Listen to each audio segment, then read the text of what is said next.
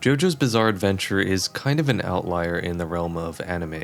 Although it is very successful, it's not often viewed in the same light as the Big Three or Dragon Ball. Basically, it exists within its own lane. There's really nothing else like it. For that reason, I think it can be a little more difficult to understand what makes it so special from the outside looking in. At least, that's how it was for me for the longest time. For around 8 years, I tried repeatedly to get into JoJo's to no avail. I watched the beginning of part 1 on multiple occasions, and I even tried the manga. I thought maybe it wasn't for me. However, around 2 months ago, I set my heart on finally committing to not just the rest of part 1, but the entirety of JoJo's Bizarre Adventure. I was no longer concerned with whether or not I would enjoy it, I was determined to understand it. Since then, the series has quickly taken over my life.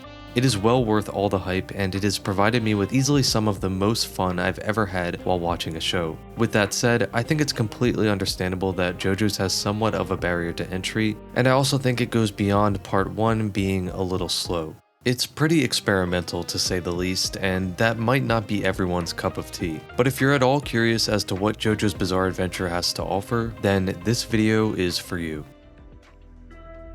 What makes JoJo's Bizarre Adventure truly unique is its anthology-like format. Not only does each part follow a new protagonist within a new story, they also offer entirely different genres. Part 1 is like a Shakespearean drama, Part 2 is an absurdist action comedy, Part 3 is a grand adventure, Part 4 is a slice-of-life murder mystery, Part 5 is a mafia crime story, and Part 6 is a prison drama. If this sounds like it's all over the place, that's because it is. But Hirohiko Araki manages to tie all of these stories down with a few constant anchor points. The first of which is the titular Jojo protagonist. Every part has a new representative of the Joestar bloodline, and despite their uniqueness, they are connected by the same fate and generational conflicts. The second point would be the clever, hyper-specific battles. Araki likes his fights to be creative and for them to have rules. Although the power system changes form over time, those elements of the action never go away. Finally, it may seem obvious, but each part within JoJo's Bizarre Adventure will have a constant stream of things that are bizarre. Whether it's a vampire squirrel attacking German soldiers or an orangutan that smokes cigarettes, you can guarantee that you'll be signing up to see the weirdest things that a human can think of every time you turn on the anime or open up the manga. Those three characteristics are consistent throughout the entire story, which allows Araki to play around with the framework like a kid in a sandbox without it feeling completely disjointed. It also allows him to return to the core themes of the story in new and refreshing ways. JoJo's never stays in one place, both literally and figuratively, and this is true for the individual parts as well. I would pay good money to the person able to consistently predict where each episode is going to go before it starts. This is partly due to the fast pacing, but almost every single episode is wildly different from the last. It's that commitment to change on both a micro and macro level that makes JoJo's Bizarre Adventure so enjoyable.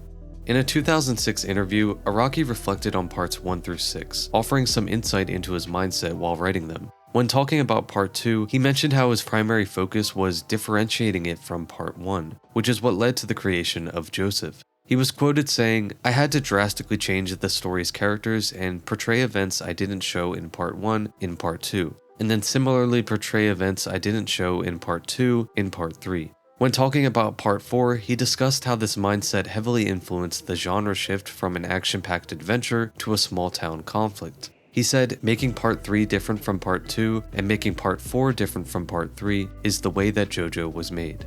This is a simple yet effective way to illustrate the biggest appeal of the story in my opinion. Whenever Araki sits down to write out what will happen next, he's thinking of how he can do something new, something he hasn't done before. If you're not enjoying a specific episode or chapter, then you can rest easy knowing that whatever comes next will be something different. In the same way, if you're not really feeling part 1 like I wasn't, then it might be worth sticking around to see how things evolve. This scene,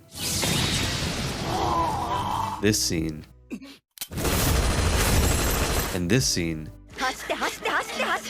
are somehow all a part of the same story, but you'd never be able to tell that just from watching the first few episodes.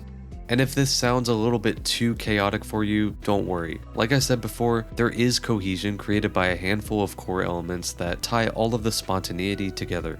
The bizarre aspect is pretty self-explanatory. It's what keeps JoJo's from getting too serious. It's best to embrace the randomness sooner rather than later, and to just have fun with it. But I want to talk a little more about the writing of the protagonists and the power system.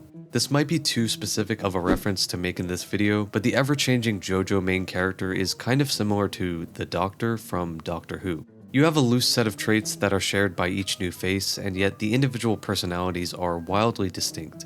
What makes a Jojo is their selflessness, bravery, strong sense of justice, and most importantly, their resolve. But the ways in which each protagonist exhibits these traits is entirely unique to them. At the same time, they have their own personal identities that are defined by their personal backgrounds. For example, Jonathan is a noble gentleman, whereas Jotaro is an abrasive bad boy. Yet they both share that inner spirit that all Jojos have. Araki likes to pick and choose with how much he explores his characters, and sometimes you may find yourself wanting a bit more. However, they are always extremely fleshed out and well pronounced, and this is especially true for the protagonists. Now let's talk about the fights. Whether you've seen JoJo's Bizarre Adventure or not, I'm sure that you know of the infamous stand power system. This is something that doesn't get introduced until part 3, and while the Hamon or ripple system is significantly less notable, it offers a glimpse into the intricacy of the battles that come later. As previously mentioned, the fights are clever with hyper-specific rules. What separates JoJo's from other battle shonen is that the rules don't necessarily come from the power system, but rather from each person's individual ability. Every stand has different capabilities and limits. There's a lot of nuance in terms of what they can do. Watching a fight in this anime is less like watching a traditional fight and more like watching a complex game of 4D chess. To pull another quote from Araki himself, he once said this regarding the creation of stands. I really felt that I could keep inventing new characters and ideas this way forever. It was like I dug up a gold mine. I think stands are the perfect blank slate for Araki to be as creative as possible. Through them, he's able to freely follow his desire to constantly change things up and reinvent the action. Another interesting aspect to stands that I want to throw out there is the visual component. Not only does each stand have unique abilities, they also have unique designs. I mean, just look at how cool some of these are.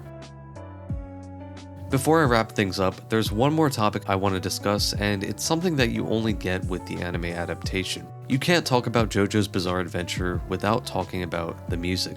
The soundtrack is so goddamn good, and I'm not just talking about the big hits like Giorno's theme. All of the main characters' theme songs go incredibly hard, while beautifully reflecting their different personalities. You also have various real-world commercial songs that were licensed specifically for the show. There's a huge amount of effort put into making the music memorable, and it has paid off tremendously. Also, the general sound design slaps. There are so many iconic sounds such as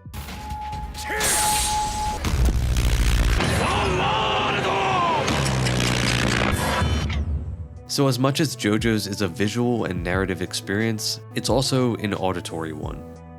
I could talk about many other qualities that make JoJo's Bizarre Adventure the success that it is, but to sum it all up, it's a story with an insane level of detail and creativity. It is continuously evolving and it refuses to stay in one place. At the same time, it is nothing if not consistent, both in terms of its narrative identity and overall quality. If you like stuff that is ridiculously absurd in the most awesome and profound ways imaginable, then JoJo's Bizarre Adventure is the anime for you. At the very least, I hope this video has painted a clear picture of what makes this series so special to so many people. If you enjoyed this video, be sure to let me know with a like or a comment down below. I primarily cover One Piece, but I occasionally cover other anime like this video here, so if you want to see more content in the future, then be sure to subscribe. That's all for now though, hopefully I'll catch you in the next one. See ya.